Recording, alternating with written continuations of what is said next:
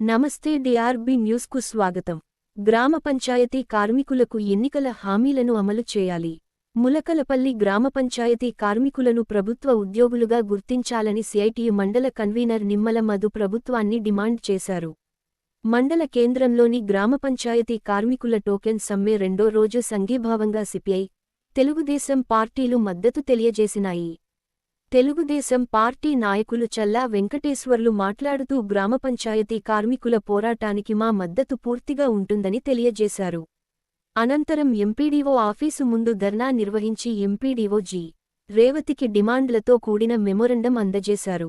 ఈ సందర్భంగా కార్మిక నాయకులు మాట్లాడుతూ కాంగ్రెస్ పార్టీ ఎన్నికల ముందు గ్రామ పంచాయతీ కార్మికులకు ఇచ్చిన వాగ్దానాలను వెంటనే అమలు చేయాలని డిమాండ్ చేశారు.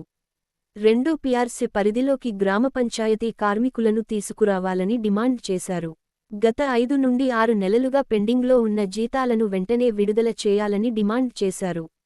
గ్రీన్ అంబాసిడర్లుగా మహిళలను తీసుకుని గ్రీన్ అంబాసిడర్ను తొలగించే ప్రయత్నం మానుకోవాలని డిమాండ్ చేశారు. కార్మికులు మరణిస్తే వారి కుటుంబ సభ్యులకు ఉద్యోగం ఇవ్వాలని డిమాండ్ చేశారు.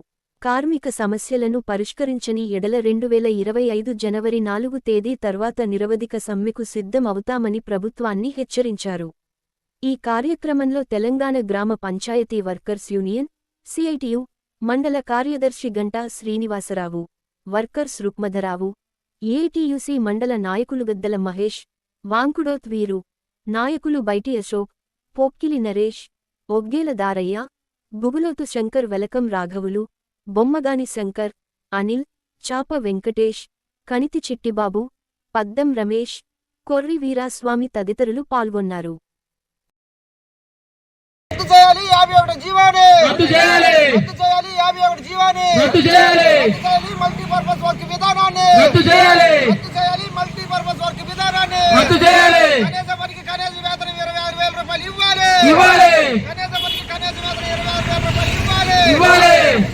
పంచాయతీ కార్మికుల ఐక్యత జీవో నెంబర్ 60 ప్రకారం వేతనాలు ఇవ్వాలి. జీవో నెంబర్ 60 ప్రకారం వేతనాలు ఇవ్వాలి. రద్దు చేయాలి మల్టీపర్పస్ వర్క్ విధానాన్ని.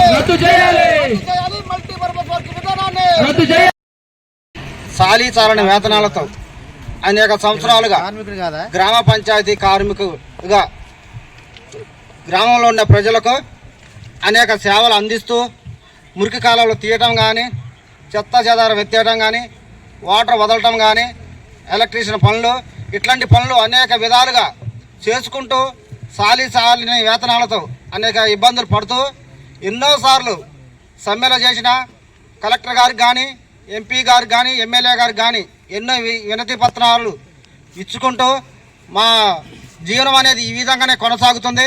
ఏ ప్రభుత్వం వచ్చినా పంచాయతీ కార్మికుల గురించి పట్టించుకునే ప్రభుత్వమే కనబడటం లేదు. కాబట్టి ఈ ప్రభుత్వమైన పంచాయతీ కార్మికుల సేవలను గుర్తించి వాళ్ళకి కనీస వేతనం వచ్చే విధంగా, పర్మనెంట్ చేసే విధంగా చూడాలని ప్రభుత్వాన్ని వేడుకుంటున్నాము.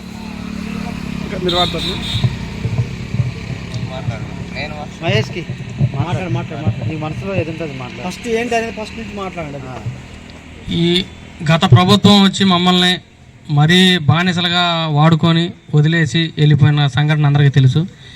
మళ్ళీ కాంగ్రెస్ ప్రభుత్వం వస్తే మా బతుకులు మారతాయని నమ్మించి తడిగుడ్డతో గొంతు కోసిన వ్యవస్థ కాపాడుతుంది.